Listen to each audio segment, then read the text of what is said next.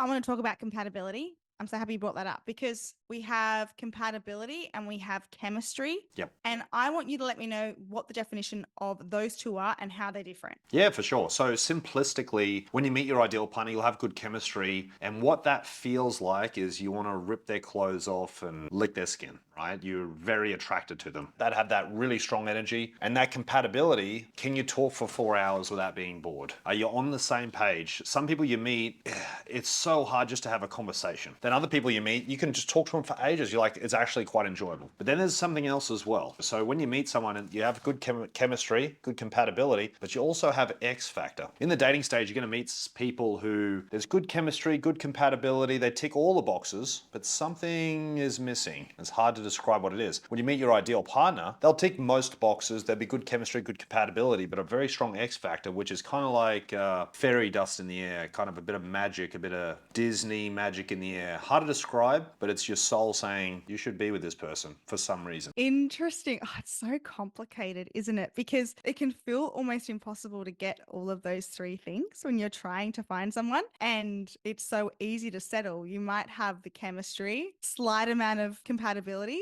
but you kind of know within your gut, yeah, it's just not feeling right. But you can ignore that because you think, well, they are ticking some of these boxes. I actually think chemistry can be so alluring and blinding almost to the downfalls of the relationship or where someone does fall short, where you can really see past all of that because of that. It was like an adrenaline rush, especially initially when you first start dating someone, like the first 3 to 6 months. If you guys have got amazing chemistry, that can feel like a drug. And so, just on that, let's talk about that because it's really easy, especially if you have a really full on connection. And I've experienced this before where I've met someone, and from that first date, it was like electric. It's almost hard to explain, isn't it, when you have that connection with somebody? And I'm not talking about compatibility because we were not compatible, but we definitely had chemistry. And that was the thing that really carried on that relationship with that person until, time tells and you figure out that you're just not compatible. And looking back on it, it was almost like the chemistry sped up the relationship initially. And so when we are meeting people, it can be really hard to slow things down.